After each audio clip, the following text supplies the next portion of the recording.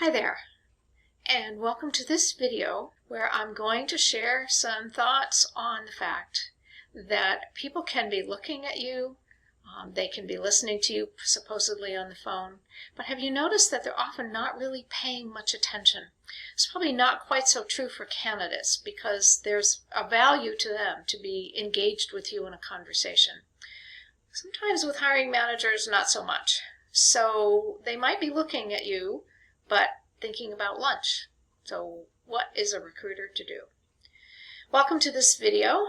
My name is Catherine Moody, author of the Consultative Recruiter Handbook and Playbook. And I want to share with you some strategies, 5 strategies, for breaking through inattention. Communication today, not just yours, but every person's communication, has to change if it's going to be effective. What is the reason for that? Well, surprise, we have very short attention spans.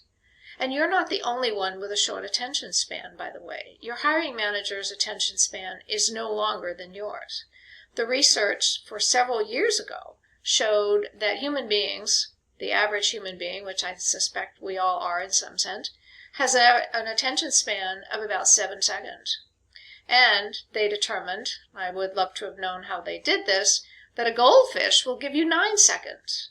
So to think that we can continue to use the communication style that we've used for many years is probably not going to be the most effective. So what do we do?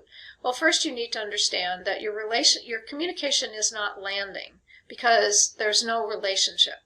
And despite where you are in those boxes on the org chart, and I did a video on how your org chart is lying to you, it doesn't really matter, by the way, because things get done through relationship, and those boxes don't make relationships. The second reason is that discussions aren't engaging. What does that mean? Well, in the world today, I think what people really enjoy is if the conversation is about them. You know, there's a wonderful line, the mind doesn't pay attention to boring things. And I apologize to the person who said that because I've forgotten who it is. But it's powerful. If it's not about them, it's not as engaging as another kind of conversation. But the reality is, with these strategies, you can use that fact to your advantage. So it has to be about them. I'm going to tell you 5 ways to make it more interesting to them.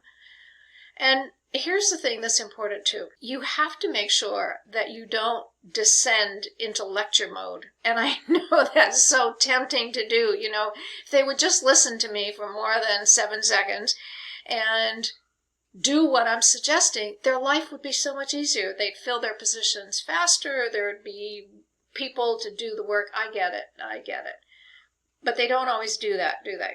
So you need to be careful that you don't sound like you're lecturing. And I think one way to do that is to listen to what you're saying. And if you've heard yourself say it before, then don't say it again. The other reason that people often aren't listening to you and paying attention and absorbing or even maybe caring about what you're saying is if it feels like pushing back.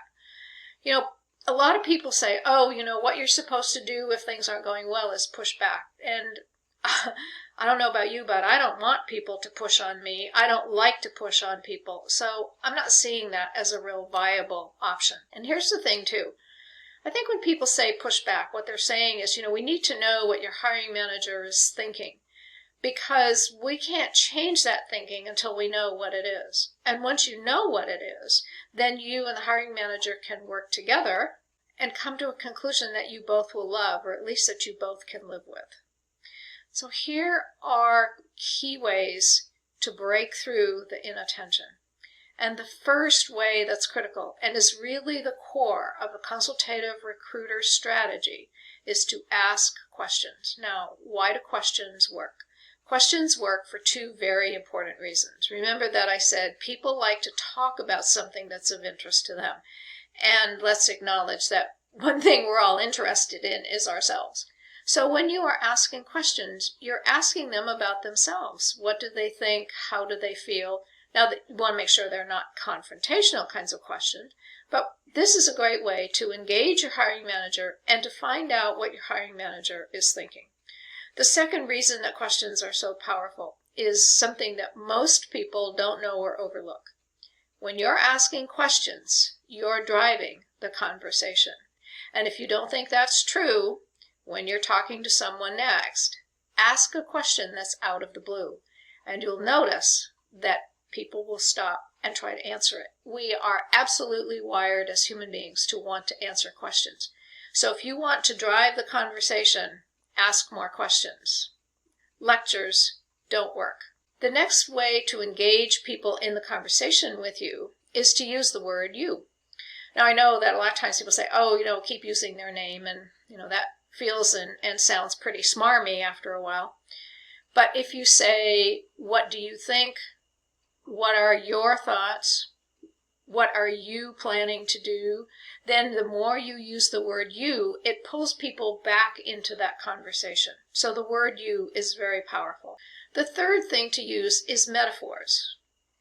So a lot of times when hiring managers would say to me, well, I'm not going to make an offer yet. If the candidate wants to work for us, they'll wait. I'll say, yes, I agree. This is a great place to work. But it's like telling people to just sort of hold their breath. Now the hiring manager has a whole different concept of what they have just said they want to do. And so when you can use metaphors, again, it's something that's different, and that makes it engaging, a little entertaining, and it will get people's attention. The fourth way is to use a story.